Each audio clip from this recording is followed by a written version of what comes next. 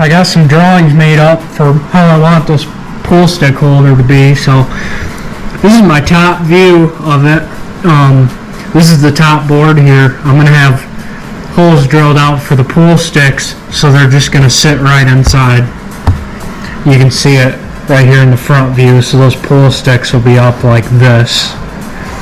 So I got some more holes that I want to carve out to hold all of the balls right on the top with the pool sticks, and then I got a little kick out board here for the chalk and the little stuff that you want to hold. So I got the dimensions that I want to do in the side view. It's going to kind of angle down as it's going down, so it's pretty simple, so it should be a fairly easy process. And then I think I'm going to use my CNC and carve something out on the side of this just to kind of give it a cool little touch. So I already got the boards jointed, got them planed down to 3/4, and got them all ripped on my table saw to 4 inches wide. So we're going to go ahead and start to glue them up and start to kind of form this together and see, if we need to make any changes on it.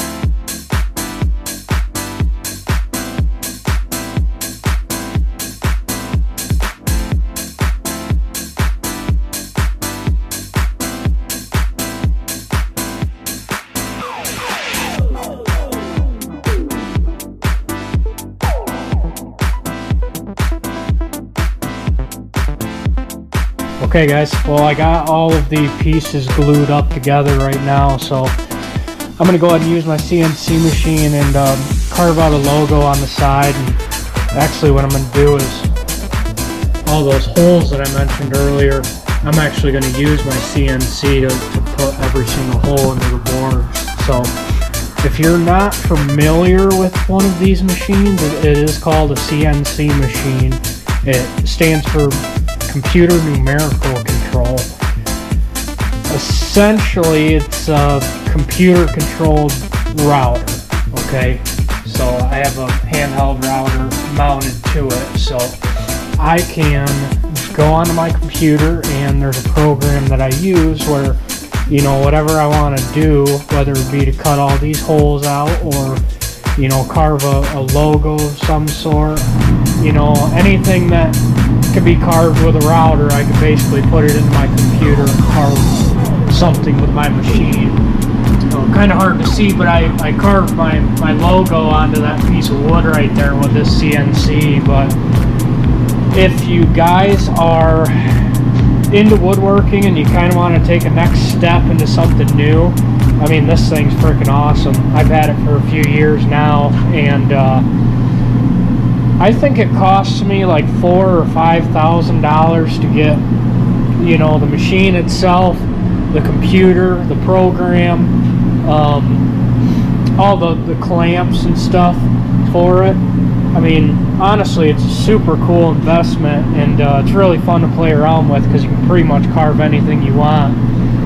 I've done some intricate designs for some certain houses, or carve some logos for people, or just little designs here and there. So it kind of just opens the door wide open for whatever you want to do. But you'll see here in a minute exactly what it does. I'll take a video of what I put in my computer, send it over to this CNC. I have a little control monitor here and a black box for the power. It's got an e-stop on it. Unfortunately, I've hit that a few times. Just if you don't have your boards clamped down good or something crazy happens, you can just hit that button and shut it all down. Try to fix whatever you messed up, So go ahead and enjoy watching me carve up these holes.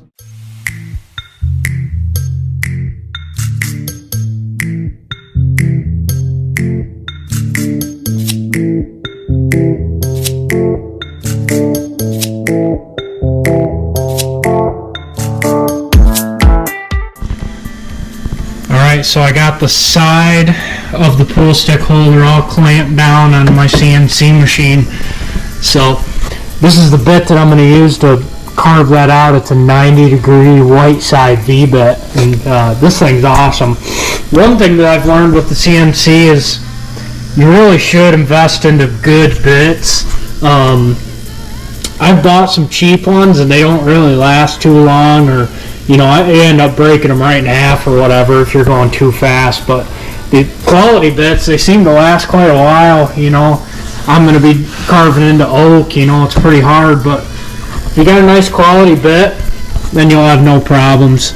So on the computer you can change the speed of the router as it's moving around, and there's a dial on the router as well where you can slow it down or speed it up.